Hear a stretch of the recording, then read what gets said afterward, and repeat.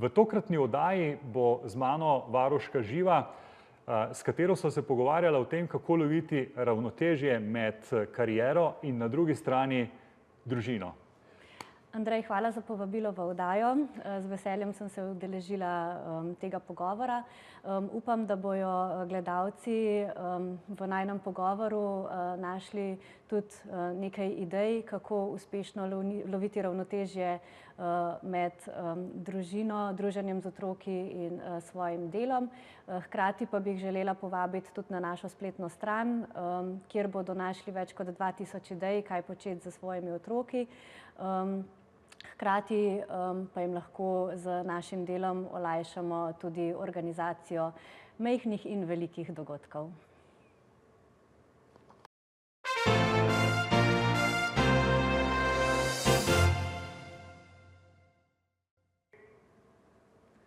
Lepo pozdravljeni v novi oddaji Moja kariera, kjer imam danes zanimivo gostjo. Namreč na različnih lokacijah širom po Sloveniji srečate mogoče v trgovskih centrih ali pa tudi kje drugje otroke, skupine, s katerimi se nekdo ukvarja.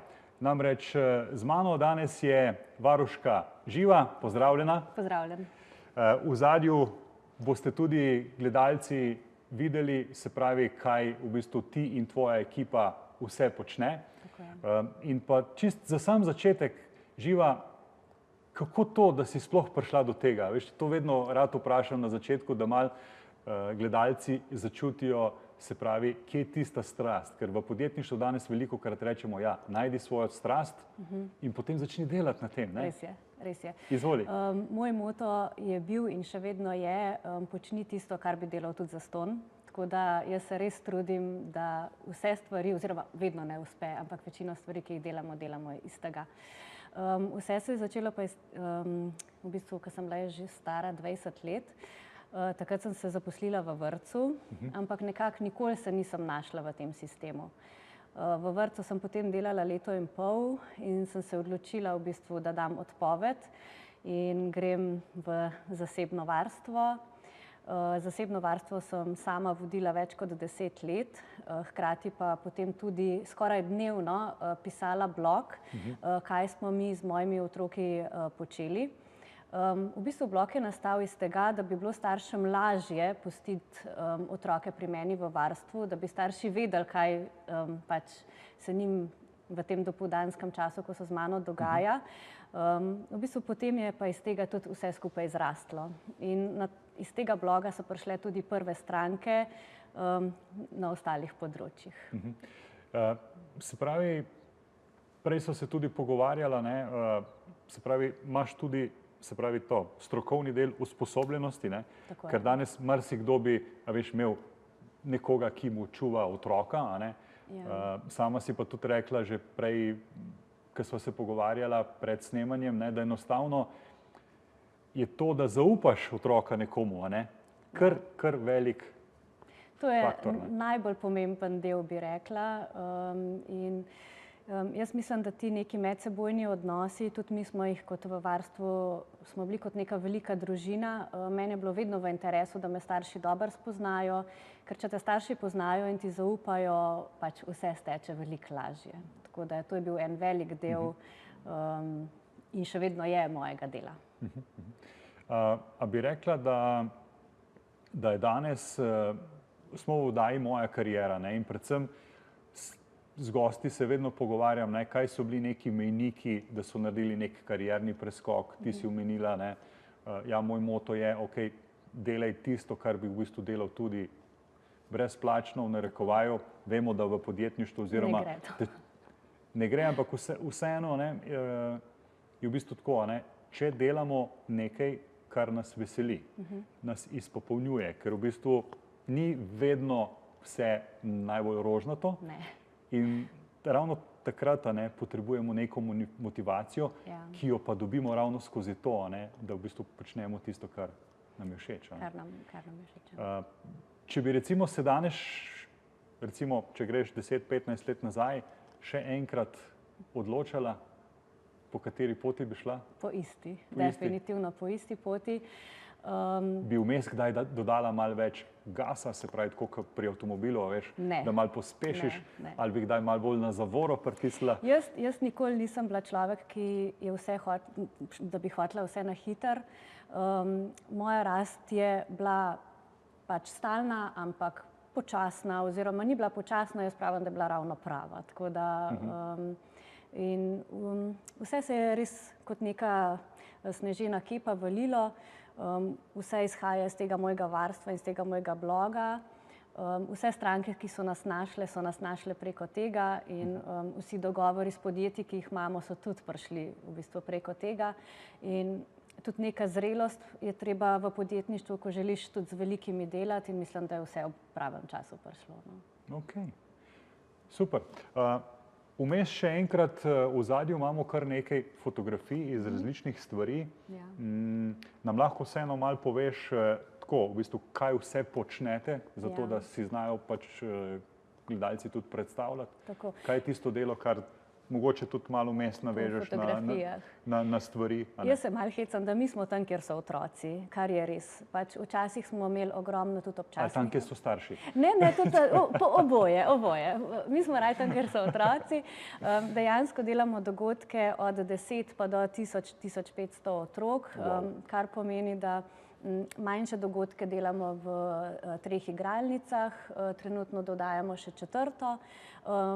Pridemo na poroke, praznovanja, obletnice, vedno več pa sodelujemo tudi s podjetji.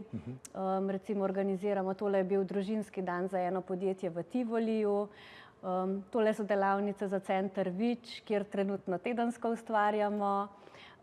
Lego kotičke pripravimo, imamo pa v bistvu tudi velike dogodke, kot recimo v City Parku, kjer trenutno sodelujemo pri pripravi njihovega rojstnega dne, poslikave obraza pripravljamo. V glavnem, podjetje nas kontaktirajo, nam dajo neke smernice in potem mi se trudimo vsak dogodek res približati, da je takšen, kot si ga želijo.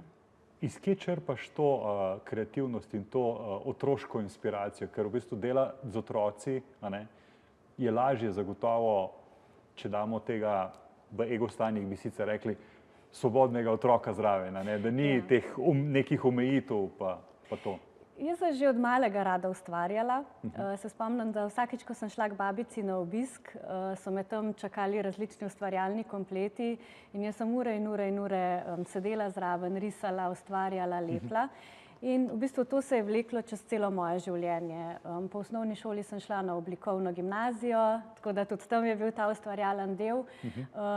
In potem seveda, ko sem pričela s svojim privatnim varstvom, je bilo vedno sem hotela neke inovativne ideje otrokom ponuditi, ki jih pač še takrat mogoče niso bile toliko v Sloveniji znane. In to pride tudi za veliko raziskovanja, ur sedenja na Pinterestu, na internetu, potem pa tudi lastne ideje, pol nekako se tukaj razvijajo ven. Če bi zdaj recimo, ne vem, prijela nek klic in bi rekla, ok, daj nam neke ideje, neke stvari zorganiziraj. Kako v bistvu te stvari pri vas potekajo? Ker vem, ne, danes v bistvu imaš v ekipi, če sem se prav zapomnil številko, tudi do 40 različnih strokovnih sodelavcev, ki delajo skupaj s tabo, ne? Tako je. Glih zaradi velikosti dogodkov, pač na nekaterih dogodkih rabo biti tudi večja ekipa mojih animatork oziroma animatorjev.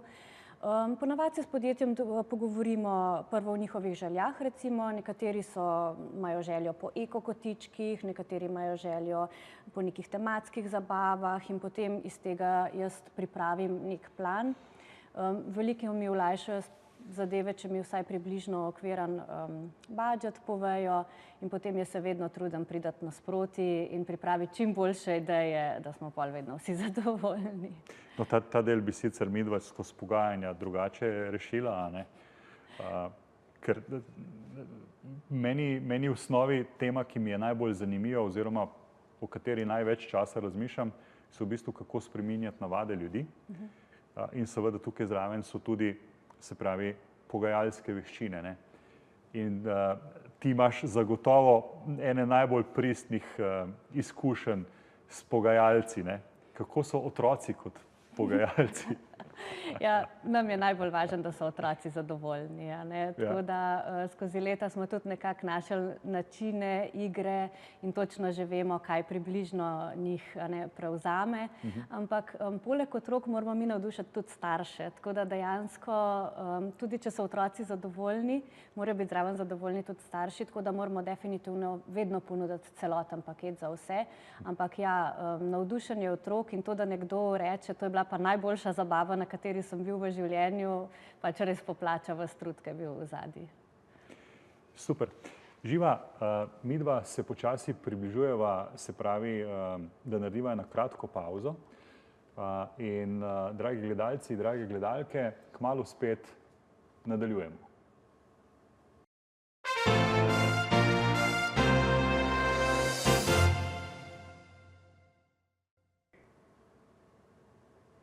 Midva živo sva že nazaj in verjamem, da ste uživali v prvem delu najinega pogovora.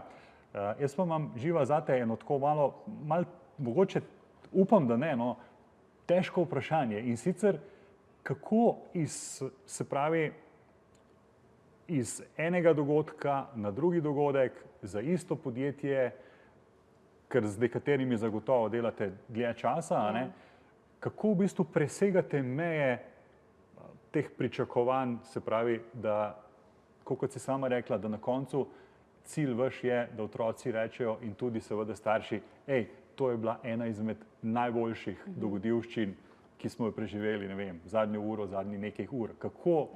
Kako to dosegate?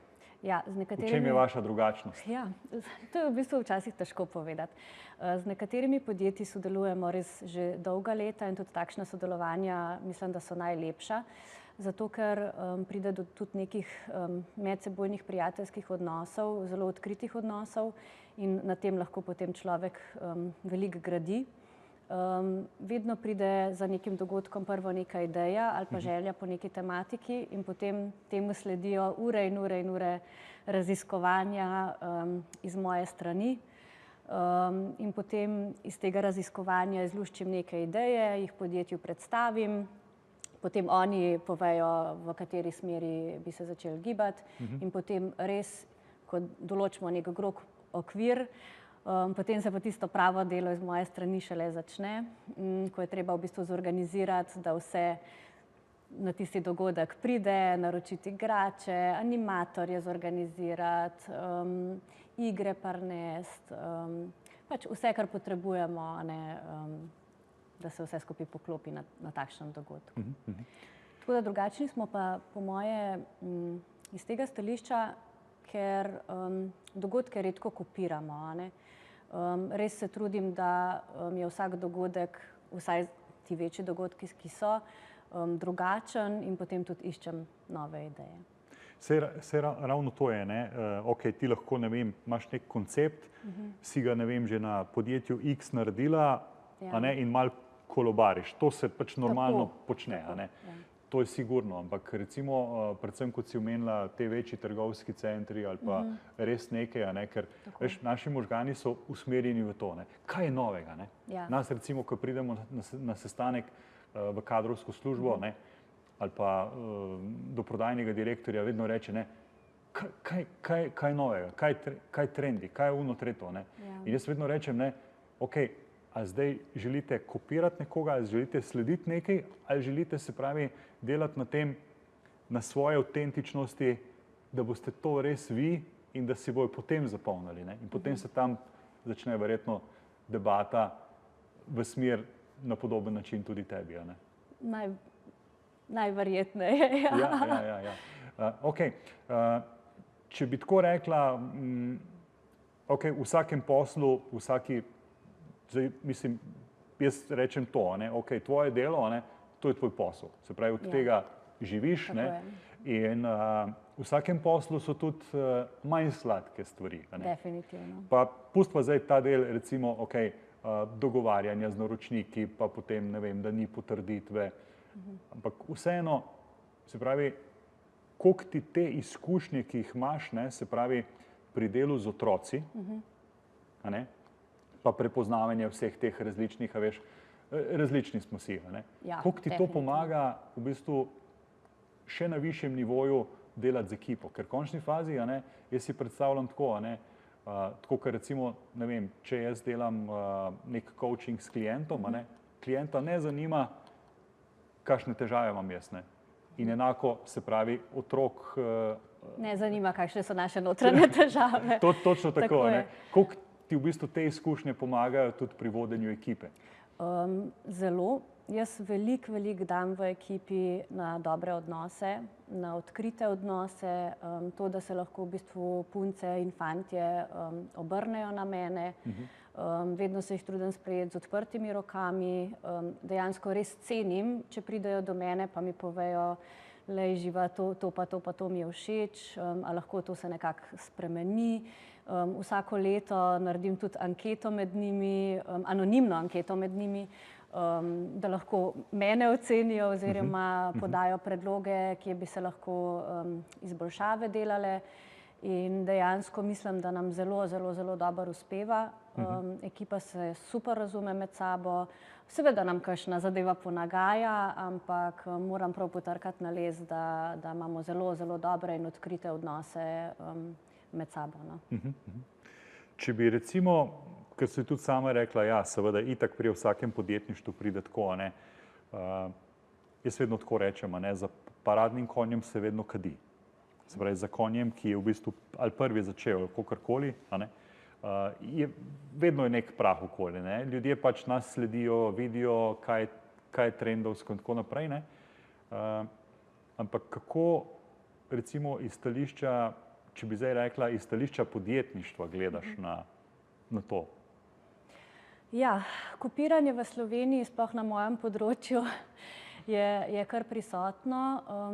Pa ni problem toliko samo kopiranje, kakor je majčken problem tega črnega trga. Dejansko ogromno nekih posameznikov to dela, pač enako, kar delamo mi, samo pač brez podjetja vzadaj, tako da. Ampak ko nekako toliko zrasteš, kot smo mi zrastli, mislim, da dejansko nam to ne povzroča nobene težave. No, pač določene stvari, določen del podjetja smo mogli pač dati stran, a ne. Vedno je podjetje tako, nekje vidiš, da se nekje začne razvijati, nekje se ene stvari začnejo zapirati. Tako da recimo občasnega varstva glih zaradi takšne stvari ne delamo več, ker ni vzdržno, a ne. Tako da, ampak vedno se pa trudim najti neke nove poti, kjer bi pač lahko bili mogoče bolj inovativni kot ostali. Se pravi, tega dela ne delate, pa ste ga delali verjetno. Ja, občasno varstvo smo kar dolgo časa delali, ampak pol nekaj let nazaj sem se jaz odločila v bistvu, da to žal ne gre več skozi. Glih zaradi tega pač bolj črnega. Ja, ker se pač v podjetništvu je vedno tako, ne. Tisto, kar ne moreš planirati, a ne, nam itak predstavlja velike težave. A ne? Ja. In ravno to potem, če ne moreš predvideti, a ne, če pa so neki standardni klasični termini, seveda to lažje. In za neko priložnostno delo je to sigurno. Za priložnostno delo odlična zadeva. Tudi jaz kot študentka sem ogromno pazila otroke in še vedno smo prijatelji s temi starši, pri katerih sem kot pozna najstnica pač bila leta in leta. Tako da dejansko ti odnosi, jih ful cenim, ogromno so mi prinesli v življenju, tako da pač to mora biti. Ta pogovor je mene spomnil na, se pravi, v tistih časih, se pravi, mi smo imeli malo šolo, a ne, in jaz prihajam iz enega dela vasi, mi nismo imeli vrtca, a ne. Pri nas se je začela mala šola in jaz sem bil v varstvu pri eni starejši gospe.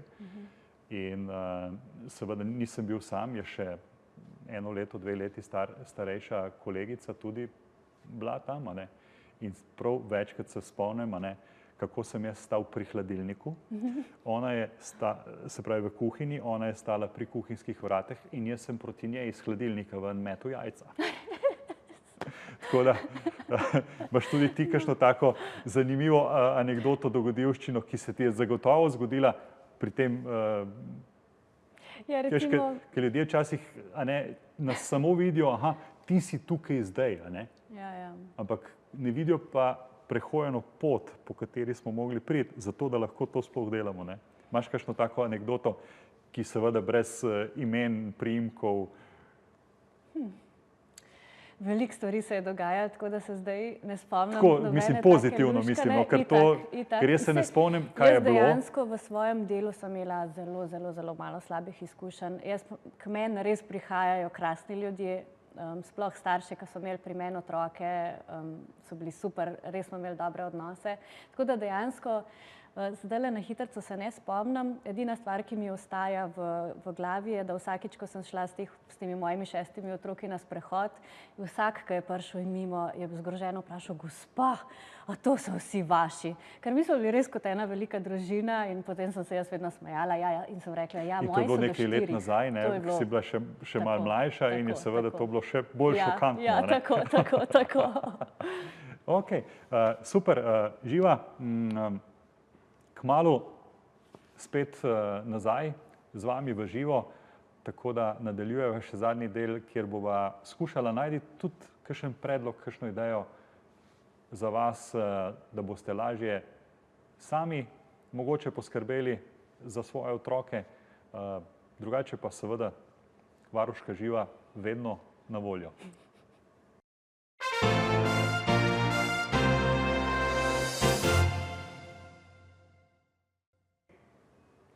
Dobrodošli v najnem zadnjem delu pogovora, kjer bova skušala najti za vas tudi kakšen nasvet, mogoče kakšno zanimivo zgodbico, ki se, bom rekel tako, velikokrat ljudje rečejo, ok, daj mi povej nekaj tako, ki je navzven, mogoče na prvo žogo, malo negativno, ampak kaj je v bistvu potem pa povzetek ven, kaj je iz tega, se pravi, nekaj pozitivnega. Mene predvsem zanima, dostikrat omenjaš, da tudi kot mama, da si mirna.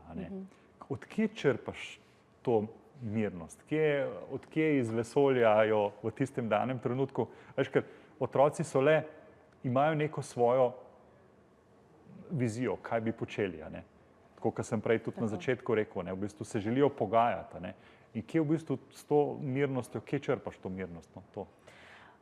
Ja, mislim, da vsa ta leta dela s skupinami otrok se mora človek kar začeti obvladati. Tako da malo predihaš, malo se umakneš iz situacije, ker jaz mislim, da do otrok se je vedno treba obnašati spoštljivo. Vedno je treba vedeti, da oni karkoli počnejo, ne delajo to iz neke notranje zlobe, ampak je to pač najverjetneje pri večini otrok nek del otroškega raziskovanja. In jaz mislim, da tudi pri vsaki taki neumnosti, ki se zgodi, se je treba mirno pogovarjati, se vprašati, zakaj je to otrok naredil in potem izpeljati rešitve iz tega ven. Kako, meni so vedno všeč te tehnike, se pravi, imamo racionalni del možganov, imamo emocionalni del možganov in potem bi iz tvoje perspektive želel slišati, ok, mogoče kakšen pristop, ne vem, otrok se udari, začne jokati, jaz tudi recimo, ker pač delam tudi s hipnozo in s temi stvarmi, se spomnim recimo, kako je Milton Erickson, ki reče, ti otroku ne moreš reči, da ja, navajeni smo, malo popihaš, in bo nehalo boleti, ampak v bistvu ne neha boleti. In v bistvu iz teh pristopov raje reči, primer, ki ga jaz uporabljam, je, boli in bolelo bo. Sčasoma bo ta bolečina manjša. Ker možgani verjamejo, kaj je dejstvo, pa neka sugestija, nekaj, kar se jim je v bistvu že kdaj zgodilo in to poznajo. Saj mislim, da zadnja leta se o neki taki pozitivni vzgoji res veliko govori in vsaj moj krog staršev oziroma ljudi, s katerimi se tudi družimo, tudi za nekim takim višjim razumevanjem se trudimo otroke vzgajati, pa ne pometati stvari pod preprogo, ampak ja, boli, ampak bo šlo tudi naprej. Kakšen nasvet, mislim, res me zanima, recimo, kaj kakšna metoda, recimo, ne vem, recimo nekdo, ne vem, tukaj v igralnici malo pade ali pa karkoli, kar je pač se lahko zgodi, Ja, mislim, da je tudi objem ena zelo zdravilna zadeva, Okay. vsaj pri nas doma. Jaz vedno, če to otrok želi, a ne, mogoče nek neznan otrok tega ne bo želel, ampak če otrok želi, se ga vedno objame, se ga povpraša, kako je. Jaz tudi animatorke so naučene, če se kakšen otrok vidi, da se slabo počuti, starše pokličemo, jih povabimo v igralnico noter, zato da se otroci počutijo pač tako, kot je treba in da je tudi za njih zabava, ne pa en stresen dogodek. Kaj pa kakšne to, a veš, kaj pa recimo, da začnete nekakšno pesmico ali pa karkoli, a veš, da je preklop, se pravi, iz čustev na številke, ne, ker v končni fazi takrat, ko smo imaš kakšen pristop tak, ki ga uporabljate ali... Nimamo noben, mogoče se zdaj ne spomnim na hitrico, točno. Jaz veliko stvari se mi zdi, kad delam naravno, tudi jaz sem zelo čustven človek, nisem toliko racionalen človek in mogoče tukaj delam zelo naravno, ne pa toliko s tem nekim razlogom, zakaj se to v bistvu mora potem zgoditi ali pa narediti. Ne, ker je ogromno več različnih pristopov je, se pravi, a ne, eni delujejo, mislim, jaz bom tako rekel, delujejo vsi, sam ne delujejo vsi pri vseh. Ja, to je pa res, to je ključno, ne? To je pa res, ja. Seveda, čisto vsak človek je različen, ne, in sploh, ko delaš z velikim številom ljudi, otrok, ampak mislim, da z leti in z izkušnjami hitro vidiš, kje si in tudi otroci, če jih opazuješ, ti hitro pokažejo, na kak način, vsaj v tisti uri ali pa dveh, ki jih imamo, delujejo in potem vedno se trudimo najti način, ki jih pomiri, da so zadovoljni in da se pol v bistvu tudi zabavajo. Glede na to, da pač imaš stika z ogromno otroci, z ogromno različnimi osebami, ki pač ti pomagajo graditi celotno zgodbo, a ne? Ampak recimo, kaj je tebi tako recimo en tak največji pokazatelj, pa da to tudi, se pravi, naročnikom poveš, ne? Si kdaj imela kakšnega, ne vem, kaj nekdo prišel in rekel, ok, jaz bi bil animator, a ne? In ki se mi tako s prve rekla, lej, hvala lepa, ne. Ja, mislim, da zdaj že zelo dobro znam oceniti ljudi, kako bojo delovali kasneje. Dejansko že prvi napisan pozdravni mail ogromno pove o nadaljnjem sodelovanju, redko me kaj preseneti. Tako da veliko ljudem dejansko rečem ne. Pač ekipa se trudim, da je izbrana, pač tako, kot je treba.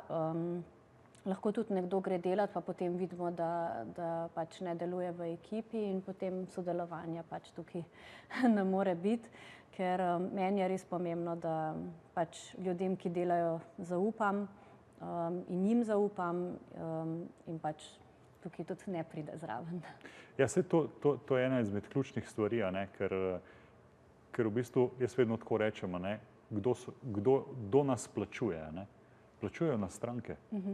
In če stranka ni zadovoljna, je problem. Je takoj posledično problem, ne. In tukaj se potem tudi vidi ta razlika, ne, ali nekdo res dela za denar, ali pa v bistvu ta srčnost, ki jo v bistvu predaja skozi v bistvu svoje delo, ne. Ja, jaz bom tako rekla, pač tudi glede na količino dogodkov, ki jih mi delamo, a ne, čist vsaka stvar ne gre vedno gladko čez, a ne, to je dejstvo, ampak jaz sem vedno pripravljena in tudi vedno stopim nasproti vsaki stranki in mislim, da smo še res večino stvari ali pa skoraj vse vedno rešili, tako da smo bili vsi zadovoljni. Ok. Je še kaj takega posebnega, kar si res želiš, da bi gledalci, gledalke vedeli o tebi, o vašem delu, ki ga delate? Jaz bi v bistvu jih najraje povabila samo na našo spletno stran, ampak zgolj iz tega, ker lahko na spletni strani najdejo ogromno koristnih informacij. Jaz sem več kot 10 let oziroma 15 pišem oziroma sem redno pisala blog, kaj vse lahko z otroki počnejo. Na spletni strani je tudi nekaj takih kratkih člankov, ki jih lahko na hitro preberejo. In mislim, da lahko tudi sam obisk in prebiranje tega bloga staršem veliko da, da bodo lahko v bistvu tudi s svojimi otroki kvalitetno preživeli čas. Kakšen je po tvojem, se pravi, občutku trend, ne? Ali veliko staršev želi samo otroke dati stran, ali si želijo z njimi kvalitetno preživljati čas? Kaj kaže tvoje izkušnje in potem s temi mislimi tudi počasi zaključiva? Jaz mislim, da večina staršev si vedno želi z otroki kvalitetno preživeti čas. Pride pa tukaj zraven tudi realnost njihovih služb, ne. Tako da iskati kompromis tega, da boš ti kot človek v redu in da boš za otrokom tudi v redu, je vedno umetnost.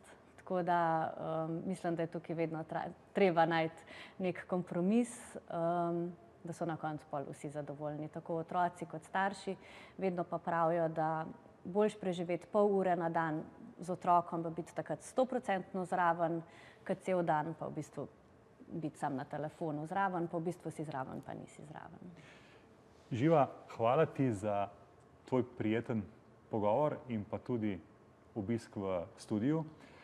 Dragi gledalci, drage gledalke, tako kot je sama Živa omenila, pobrskajte in poiščite njihovo spletno stran, preberite si vse te napotke, katere verjetno celotna ekipa pripravlja v ozadju, in pa ne nazadnje, kjerkoli se boste znašli v trgovskem centru ali pa kje drugje,